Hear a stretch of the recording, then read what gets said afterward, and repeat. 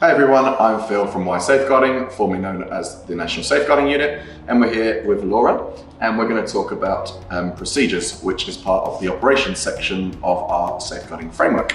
So Laura, when we talk about procedures, what do we mean by safeguarding procedures? So procedures are really the how-to process. In the video before, we spoke about policies, which is really the overarching commitment of an organisation, and procedures kind of go into the nitty-gritty. So if you wanted to know how to do something in your role, whether that's with children or even without children, it's a step-by-step process on how to do it. Usually you'll find they're a bit more in-depth than the policy as well, not always, but usually. And I guess it's giving more of that specific information that a policy might not necessarily cover. Yeah. So when I looked through the National Safeguarding Guidance, I saw that there's stuff around physical contact. So what would a procedure be around physical contact with children? Yeah, so a great example, we obviously service some sport and rec centres as well. So a great example is being that typically you should not touch children and young people without their consent. For some movements, I suppose, if you think about gymnastics and maybe a somersault, it is required to touch the child or young person in order to teach them how to do it safely. So that would be a procedure on how to do that safely and how to do it with consent and permission from the child or young person. So asking the child, I'm going to touch you here, and explaining why you're going to do that. So in order to keep you safe in this movement, I need to touch you here. Is that okay?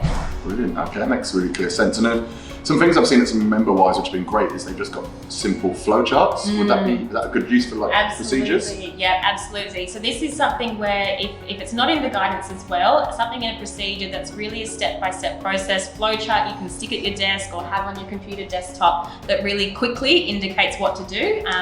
A good example of that would be probably responding to a safeguarding concern procedure where there's lots of information in there, mandatory reporting, reportable conduct for some of our member-wise, but really what we need our frontline people to know is at the time of a disclosure or an incident, what do they do? A simple flowchart would be a great example of something you can incorporate in that procedure specifically. Amazing and really, really helpful. So any sort of last tips and tricks for member-wise about procedures at all? I mean, I guess that there is lots of information in the guidance on other areas across the Y as well, like overnight stays, use of images and that kind of thing. So if you're not sure, please check that out. That's always a good place to start, but also just making sure they're accessible. They can't be tucked away in a drawer somewhere where no one knows, or you read it at induction and then you never see it again. We need to make sure it's front of mind. Flowcharts and images really help with that, but just making sure it's always on the agenda as well. Beautiful. Well, thanks for joining us today, Thank Laura. you. No worries.